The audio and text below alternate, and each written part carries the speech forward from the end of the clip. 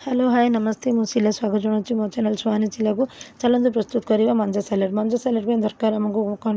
मंजा पियाज कंचा लंका मेरसुंगा पत्र बिरी डाली और दही चलते प्रस्तुत करवा आमर मंजा सैलेड मंजा को चुना चुना कर काटी धोई छाणी मु रखी नहीं से ऐड करवा गोटे बड़ कप दही ता सांगे पकेवा कंचा पियाज कटा जाइथिबा आउ चुना चुना कटा जाइथिबा कंचा लंका को भी आउ से स्वाद अनुसार लुण आम देदेबा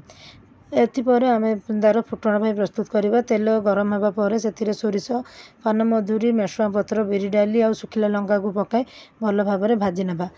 भल भाव भाजी होगापर आम यही मंजारे ताकू दे भल भाव मिसाई नेबा एबे आमर यही जो फुटणटी भल भाव भाजी हो गला देखु एबे कौन करवा ना आम ये जो साइड रखी मंजा को ताकू आम भल भाव मिक्स कर भल भाव मिक्स करने पर आम ये फुटणटी ता भितर ढाली नेबा मु जो दही देती से मतलब कम लगे से आउ कि दही मु ऐड कर पतला भाव मु ताकू प्रस्तुत करनेली मंजा सैलेड करवा बहुत सहज किसी भी कष्ट नुह यह खाइबा को जब टेस्टी लगे से हेल्दी भी तो ये फुटणटी आम ये सैलेड पकई ना आउ भल भाव मिक्स करनेबा जदि आपण ये रेसिपीटा भल लगे तो निश्चित भाव में मो चैनल को लाइक शेयर आउ सब्सक्राइब करी कमेंट माध्यम जनइबे आपको केमती लगे रही ओम नमस्कार।